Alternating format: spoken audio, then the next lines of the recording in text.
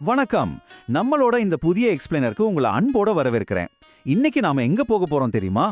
இலங்கையில இருக்கிற ஒரு மாயாஜால உலகத்துக்கு. ஆமாம், திருக்கோணமலையில இருக்கிற புறாமலை, அதாவது பிஜன் ஐலண்டுக்கு தான் நாம நேர்ல போற மாதிரி ஒரு பயணம் போக போறோம். இது வெறும் ஒரு சாதாரண தீவு கிடையாதுங்க. இது நிஜமாவே உயிருள்ள ஒரு கடல் காவியம். இங்க இருக்கிற சிறப்புகளை பத்தி தான் நாம இன்னைக்கு விலாவாரியா பார்க்க போறோம். சரி, இப்போ நாம இதுக்குள்ள ஆழமா நுழைவோம். ஒரு நிமிஷம் அப்படியே உங்க கண்ணை மூடிக்கோங்க. இந்திய பெருங்கடலோட நீல நிற அலைகளுக்கு நடுவுல வெள்ள மணற்கரைகளை ஒரு காவலாளி மாதிரி கம்பீரமா காத்து நிக்கிற ஒரு சின்ன மலையை ஒரு மனக்கண்ணுல கொண்டு வாங்க. அந்த கடல் அலைகளோட சத்தத்தையும் முகத்துல படுற குளிர்ந்த காத்தையும் கற்பனை செஞ்சு பாத்தீங்கன்னா இந்த இடத்தோட பிரம்மாண்டம் உங்களுக்கு புரியும். இலங்கையோட வடகிழக்கு கடற்கரையில அமைஞ்சிருக்கிற திருக்கோணமலை உலக புகழ்பெற்ற இயற்கை துறைமுகம், பல நூற்றாண்டுகள் பழமையான வரலாற்று சிறப்புமிக்க கோயில்கள், கண்ணெட்டும் தூரம் வரை விரிந்து பறந்த நீலக்கடல்னு எல்லாமே ஒன்னா சேர்ந்த ஒரு பொக்கிஷம். இந்த அற்புதமான இயற்கை பின்னணியில தான் நாம பார்க்க போற புறாமலையும் அமைஞ்சிருக்கு. இப்போ உங்களுக்கு ஒரு கேள்வி வரலாம், இதுக்கு ஏன் புறாமலைன்னு பேர் வந்துச்சு?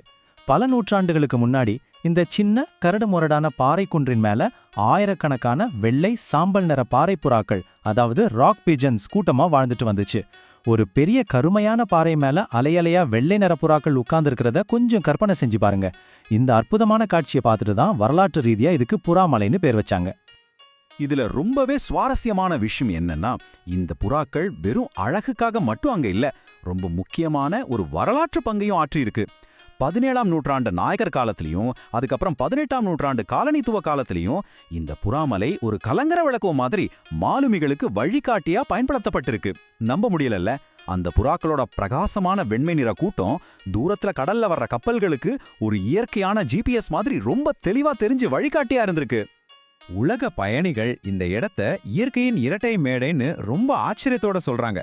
அது ஏன்னு யோசிக்கிறீங்களா? நீருக்கு மேல பாத்தீங்கன்னா கருப்பு சாம்பல் நிற பாறைகள் மேல சத்தமா பறந்துட்டு இருக்கிற புறாக்களோட ஒரு சுறுசுறுப்பான உலகம் இயங்கிட்டு இருக்கு. ஆனா அதே நீருக்கு கீழே போனீங்கன்னா அங்க முற்றிலும் மாறுபட்ட ஒரு உலகம். வண்ணமயமான கடல் உயிரினங்களும் பவழப்பாறைகளும் நிறைஞ்ச ரொம்ப அமைதியான ஒரு மென்மையான இசை உலகம். இந்த ரெண்டு வெவ்வேறு உலகங்களும் ஒரே இடத்துல நடக்கிறது தான் இதோட மிகப்பெரிய ஸ்பெஷாலிட்டி. அந்த நீருக்கு அடியில இருக்கிற மென்மையான உலகத்தை நாம இன்னும் கொஞ்சம் உற்று கவனிப்போம். அந்த அழகிய டர்காய்ஸ் நீல நிற நீரை நினைத்து பாருங்களேன்.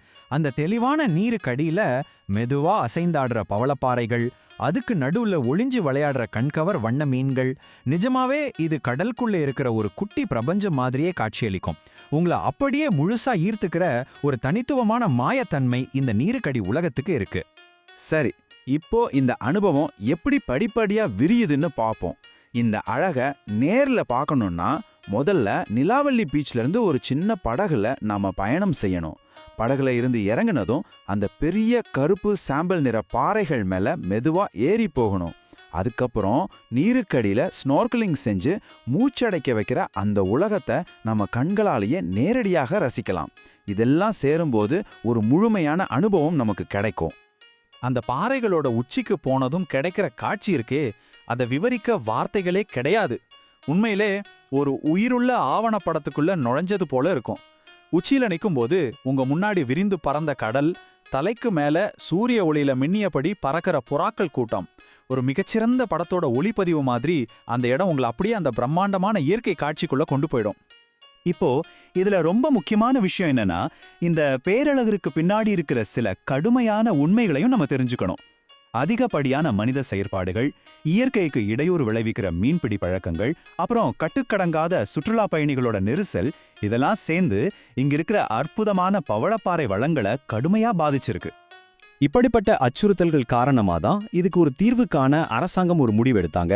அதாவது இந்த கடல் உயிரினங்களை காப்பாத்துறதுக்காக புறாமலையை இப்போ ஒரு தேசிய பூங்காவா அறிவிச்சிருக்காங்க. கடுமையான கட்டுப்பாடுகளோட கூடிய ஒரு உயர் பாதுகாப்பு பகுதியா இன்னைக்கு இது பராமரிக்கப்பட்டு வருது. மனிதர்களோட தாக்கமும் அதுக்கேற்ற மாதிரி இயற்கையை காப்பாத்துறதுக்கான பாதுகாப்பு விதிகளும் இங்க நேரடியா ஒண்ணு சார்ந்திருக்கு. இயற்கை, வரலாறு, கடல், அப்புறம் பறவைகள்னு எல்லாமே ஒன்னோட ஒன்ன பிரிக்க முடியாதபடி பின்னி பிணைஞ்ச ஒரு உன்னதமான கடல் காவியம் தாங்க இந்த புறாமலை. சாயங்காலம் சூரிய அஸ்தமனம் ஆகும்போது அந்த பாறையோட மேல நின்னு வீசுற காற்றையும் அலைகளோட ஓசையும் நீங்க கூர்ந்து கவனிச்சிங்கன்னா, பல நூற்றாண்டுகளா இந்த மலை தனக்குள்ள மறைச்சு வச்சிருக்கிற ரகசியங்களை உங்களுக்கு மெதுவா சொல்றத உங்களால கண்டிப்பா உணர முடியும். புறாமலை நிச்சயமா நம்ம மனசுல ஒரு பெரிய நினைவா மாறிடும். ஆனா கடைசியா அவங்க முன்னாடி ஒரு முக்கியமான கேள்வியை வைக்கிறேன். நம்ம உலகத்துல இந்த மாதிரி மறைஞ்சிருக்கிற கடல் காவியங்களை அடுத்த தலைமுறைக்காக பாதுகாக்கிறதுக்கு நீங்க எப்படி உதவ போறீங்க? இந்த ஆழமான சிந்தனையோட நம்மளோட இந்த விளக்கப்பதிவை நான் நிறைவு செய்றேன். இயற்கையை கொண்டாடுவோம், அதை பாதுகாப்போம். மீண்டும் அடுத்த ஒரு சுவாரஸ்யமான பதிவுல சந்திக்கலாம்.